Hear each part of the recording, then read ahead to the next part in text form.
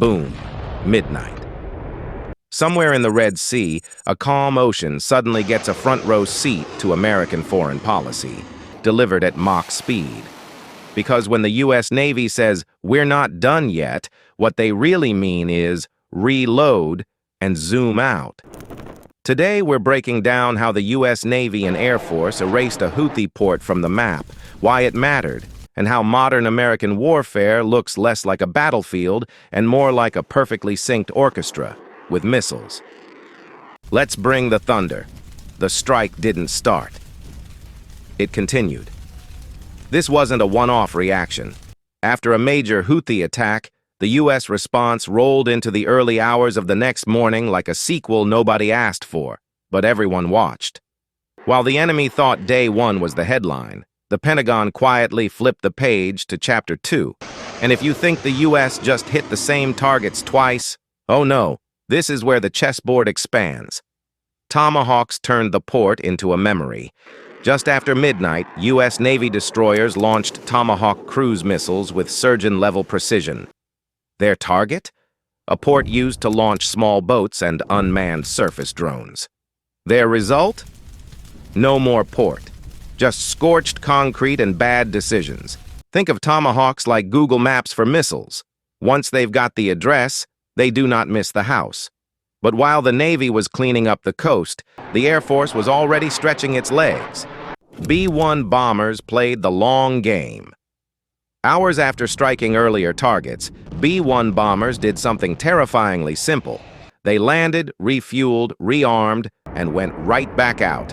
Fresh crews, fresh weapons, same bad day for the Houthis. This is endurance warfare, like sprinting, resting, then sprinting again while the enemy is still tying their shoes. And the missiles they brought this time? Let's just say altitude was not a concern. Enemy air defenses, basically decorative with radar systems destroyed, Houthi forces were left with man-portable missiles and truck-mounted cannons. Great if your target is a low-flying helicopter. Not so great when the bomber is cruising above 50,000 feet. It's like trying to throw rocks at a commercial jet. Brave? Maybe. Effective? Absolutely not. But the quiet in the air didn't mean the fight was over. It meant the storm was moving to sea. The missile swarm gambit failed hard. Later, the Houthis tried something bold, overwhelming U.S. ships with a mass missile attack focused on a single cruiser. The logic? Saturate defenses, force mistakes. The reality? They ran headfirst into one of the most layered air defense systems on Earth, and this is where things got spicy because doctrine went out the window. One missile per target.